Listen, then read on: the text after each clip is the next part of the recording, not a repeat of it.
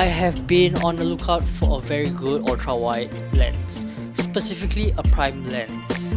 So one of my choices are the Sigma 16mm F1.4. So the next ultra-wide that I came across is the Sony 11mm F1.8, and this is an actual ultra-wide lens.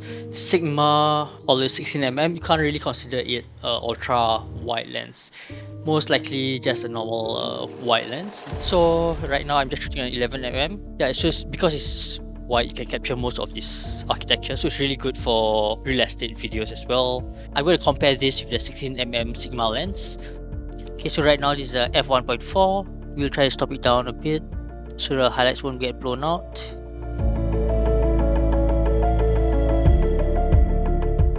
Okay, so right now this is the Sigma 16mm f1.4, currently at f1.4 at a shutter speed of 250, so it won't get blown out.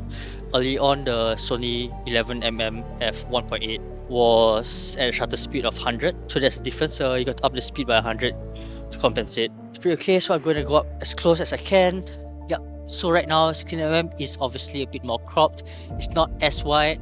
So 16mm on a APS-C crop lens is up to about 24mm of a focal length. The 11mm Sony lens is, well, I'm going to do the math and going to put the stats over here. Still a good wide lens, while you have to consider the 11mm Sony lens as a ultra wide. Okay, so for the differences between the Sigma and the Sony 11mm lens, for obvious reasons, the Sony one is wider because it's 11mm, so much more wider. I mean, look at this shit. And the Sigma is a 16mm, so obviously there's an obvious difference. In terms of sharpness, the look, the color rendition, I can't tell. Sigma is known for the sharpness. I actually shot a friend the other day and I'm trying to find the sample. I didn't label it at all and I can't tell the difference at all. I mean, like, if you were to watch whatever I'm showing right now, you can't tell the difference between the two. If you want to go closer, you just go closer. If you want to go wider, you just go wider.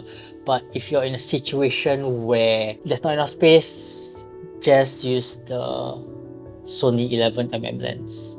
If you had to choose between the Sony 11mm and the Sigma, and you're on a budget, you just want to make a choice, just choose the Sony 11mm because it's wider, and if you were to do stabilization and all that stuff, it's going to crop in anyway. So when you turn on the active stabilization, it's going to crop in a bit like this. So this is with the active stabilization on, it crops in quite a bit. So if you actually use the 11mm, it's pretty still okay. If you want to zoom in, you gotta play around with active stabilization. 11mm is a choice you want if you have to choose, but if you're doing a lot more just sitting down, you're not running and gunning, then the Sigma 16mm is a better choice for you. Either way, it's both good choices, and honestly nowadays, because of the weight, I use the Sony 11mm lens way more than the Sigma. That is life. So yeah, so that is the comparison between the Sigma 16mm lens and the 11mm lens, and I hope you found this video useful, and thanks for the support, and don't forget to subscribe if you're new here. Yeah, thanks.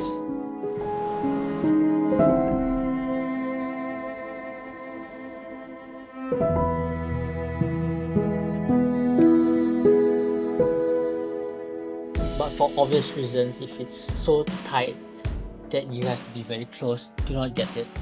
Do not get, because if you're too close, then it's just going to be wide. I've seen this other tech vlogger guy who's talking about his stuff, and I can't get over the fact that his forehead is so huge because he's just constantly like talking, and his head is super huge. I have no idea why he does it. I couldn't get through his video because his head is covering half of the screen. Yeah, as if my videos are good. I mean, the click-through rate is like 1.9. No one's gonna watch a Chinese guy sort of